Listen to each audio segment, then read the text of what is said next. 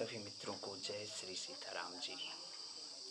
मित्रों, एक ऐसी चौपाई जिसे प्रत्येक संसार का प्रत्येक जनमानस जानता ही जानता होगा। सिय राम मैं सब जग जानी, करहूँ प्रणाम जोरि जुग पानी। इस पृथ्वी के चल अचल जड़ चेतन सब में प्रभु सिया राम जी का वास है। मैं ऐसे प्रभु सिया राम जी को अपने दोनों हाथों को जोड़कर नमस्कार करता हूँ। लेकिन इस चौपाई को लिखने के बाद गोस्वामी तुलसीदास जी ने इसे फाड़ने के लिए तो पड़े थे। उन्होंने कहा था, ये चौपाई हमने जो लिख दिया ये पूर्णतः मिथ्या है। आखिर ऐसा क्या हुआ था, आइए सुनते हैं तुलसीदास जी, बैल और श्री हनुमान जी की एक पावन कहानी।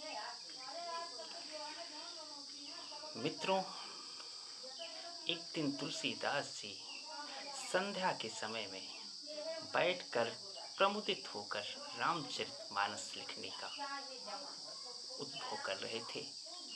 उनके मन में अनेक प्रकार के आवेग उत्पन्न हो रहे थे। उसी समय उनके मन में ये चौपाई आई, सिय राम मैं सब जग जानी, करहूँ प्रणाम जोरि जुग पानी। इस चौपाई को लिखने के बाद गोस्वामी जी उसे बहुत देर तक मनन करते रहे। अकेले ही इस चौपाई का ध्यान चिंतन करके प्रमुदित होते रहे। संध्या का समय था। वो जल लेने के लिए थोड़ी ही दूर पर जाने लगे। पास ही गांव के बाहर एक छोटी सी कुआं था। वहां से उनको पानी लेकर आना था।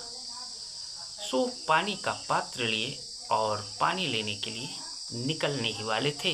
इतने में एक छोटा सा बालक दौड़ता हुआ उनके पास आया। कहा, बाबा जी, आज आप उस कुएं वाले रास्ते से इस रास्ते से न जाइएगा, क्योंकि इसी रास्ते पर एक ही बहुत क्रोधित बैल है जो आने जाने वाले लोगों को मारने के लिए दौड़ रहा है। अपने खुर से रेत को उछाल रहा है और मुंह से फुफकार रहा है। और वैसे ही आपने आज लाल वस्त्र धारण किया हुआ है। अगर बैल आपको इस स्वरूप में देखेगा तो निश्चित ही मार देगा। इतना कहकर बालक दूसरे रास्ते से दूसरी ओर की ओर वहां से निकल गया। तुलसीदास जी के मन में अब भी वही चौपाई चल रही थी, सिय राम मैं सब जग जानी, करहूँ प्रणाम जोरि जुग पानी। उन्होंने कहा, राम हम में भी है, राम उस बैल भी में है। तो जब बैल में भी राम है और मुझ में भी राम है, तो बैल मुझको आखिर मार कैसे सकता है? ये कैसे संभव हो सकता है? ऐसा विचार कर गोस्वामी तुलसीदास जी आगे बढ़े। अब कुछ ही दूरी पर बैल रह गया था। जैसे ही उसने गोस्वामी तुलसीदास जी को देखा, एक फुंकार मारी, हुंकारा, अपने पैर से मिट्टी को उछाला और जोर से दौड़ता हुआ आकर गोस्वामी तुलसीदास जी को जोर से टक्कर मारी। हा राम कहते हुए गोस्वामी तुलसीदास जी एक झाड़ी में जाकर गिर गए। आसपास के गांव वालों ने जब तुलसीदास जी की राम मैं पुकार सुनी तो दौड़ते हुए आए और उनको उठाकर उनकी झोपड़ी तक ले गए। वहां पर उनका उपचार हुआ, उनको पानी दिया गया। कुछ देर बाद जब उनकी चेतना वापस लौटी तो उन्होंने पहला काम ये किया, दौड़ते हुए गए और जिस भोजपत्र पर उन्होंने ये चौपाई लिखी थी, सिय राम मैं सब जग जानी, करहूँ प्रणाम जोरि जुग पानी, उन्होंने उसे फाड़ने का प्रयास किया। भोजपत्र को उठाया और जैसे ही फाड़ने के लिए उन्मुख हुए, तैसे ही श्री राम भक्त श्री हनुमान जी वहां पर उपस्थित हो गए। दिव्य तेज कौंध गया। बाबा जी ने सोचा, है ये क्या हुआ? हनुमान जी ने कहा, रुको तुलसीदास, तुमने जो ये चौपाई लिखी है ये पूर्णतः सत्य है। इसके एक एक अक्षर पर ब्रह्म है, उसमें कोई त्रुटि नहीं है, कोई किसी भी प्रकार की मिथ्या नहीं है।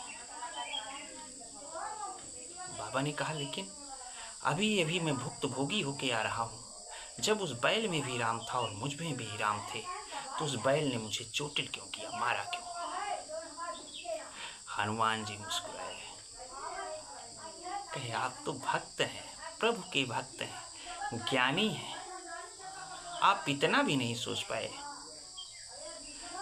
उस बैल में भी तो आपने राम को मान लिया, लेकिन क्या उस बालक में राम को माना जो उस बैल से पहले आपके पास आया था और आपको चेतावनी दिया था कि बाबा जी उधर न जाइए? इसके बाद भी आप गए, तो इसमें प्रभु का क्या दोष? प्रभु तो बालक रूप में आपके सामने आ गए थे और उन्होंने आपको चेतावनी भी दे दी थी। तुलसीदास जी अवाक हो गए, कहा हे प्रभु, ये तो बिल्कुल सत्य है।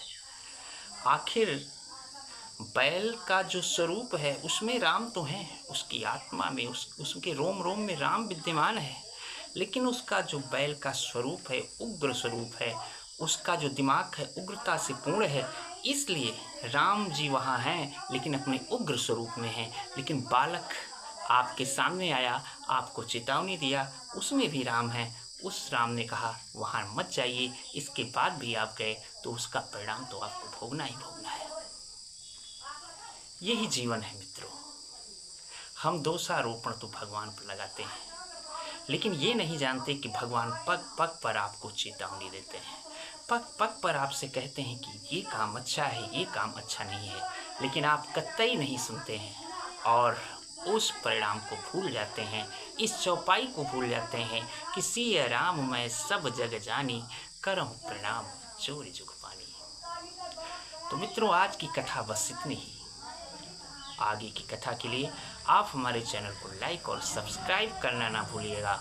हम आपके लिए और भी अच्छी इसी प्रकार की रोचक कहानियाँ, रोचक भक्ति प्रसंग लाते रहेंगे। बस आज के लिए इतना ही। जय श्री राम जी की।